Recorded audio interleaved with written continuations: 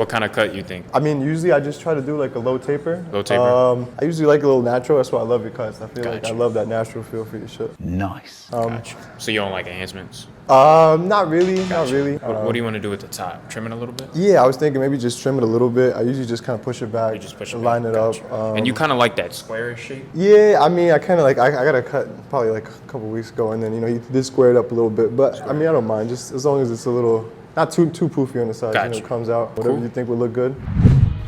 All right, YouTube, so today we have an interesting one. Right off the bat, my goal with this was to trim the top quite a bit, and I really wanted to connect it. It was kind of looking a little disconnected. So I'm going to start by wetting his hair, and as you can see, he kind of got the little bald spot in the back, but we're going to try and mask it a little bit. So I'm going to just start off by just sectioning it. I'm not a section god like the guys at Menspire, but I'm just sectioning it. So I start with the top, that top section, and then I connect it to the sides. Now with this style, he's kind of brushing it back, so you could be a little not messy with the scissor work, but you don't have to be as sectioned with it. But yeah, you guys see what I'm doing. I'm kind of pulling it over directed in the hair.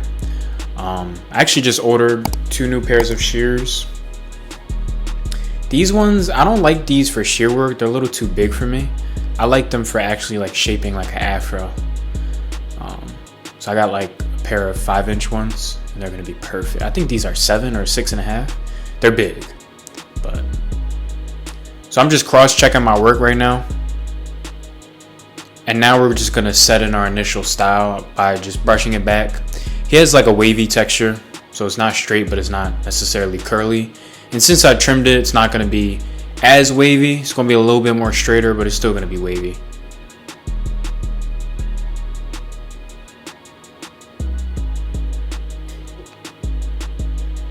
I recommend using like a vent brush for this.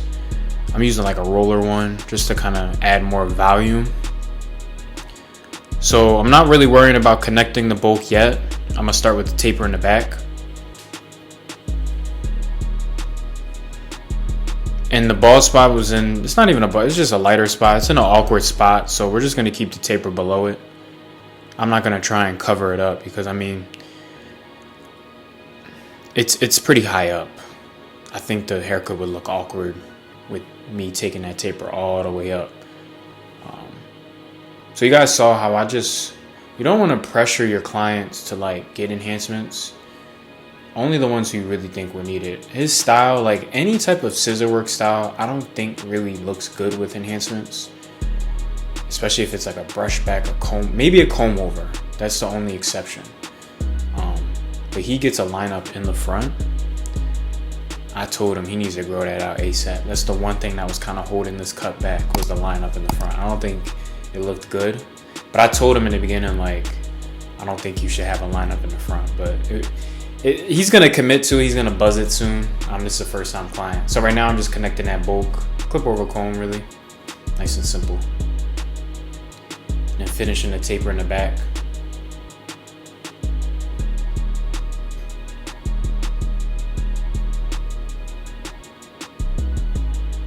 And it kind of draws attention away from the bald spot, which is good. That's what you're supposed to do. Identify the flaws and the problems in a haircut and provide your client with a solution. That's really what it's about. It's not always about the crispiest cut. You kind of get to a point in the barber game where you kind of graduate all that. Like even symmetrical lines isn't that important in the grand scheme of things. When you look at, like, I like watching a lot of UK barbers. They don't really focus on it. They focus more on shape, balance. It's not always about the sharpest, crispiest lines. They focus more on fading, shape, things like that. And that's what I'm sort of like soaking up right now. You should always be a student of the game and never feel like you've learned everything there is to learn. Obviously, you're gonna have your own style, you know, and be unique to that style. Have your own style, rock that own style, but never be closed-minded. Always be ready to learn, because I love UK barbers. I love the way they cut. I think they're better than American barbers, honestly. Truthfully, I truly do.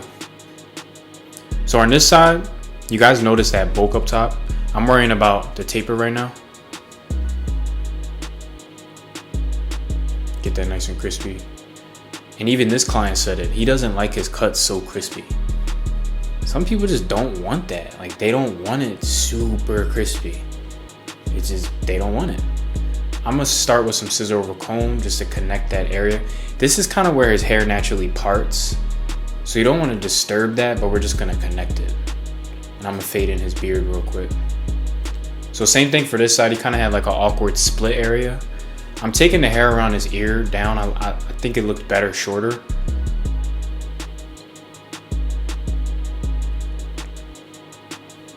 And again, not worrying about making it super sharp, super crispy, just cleaning them up.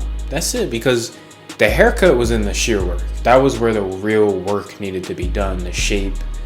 You see how in the beginning, he had that bolt coming out. Now it kind of flows directly into the back of his head. It makes his head shape look very good. Now, he wanted a lineup. I wouldn't have done this. I personally think he should grow out the front so that there's no lineup at all and just get the C-cup lined up. I think that will look dope. That was my professional advice to him. But for the video, obviously, he looked like he just got a cut too. We just went ahead and lined it up.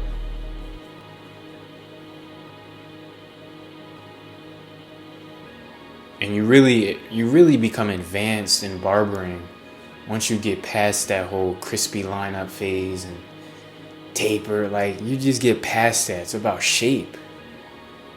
That's what it's about. Shape, balance, head shape, all that.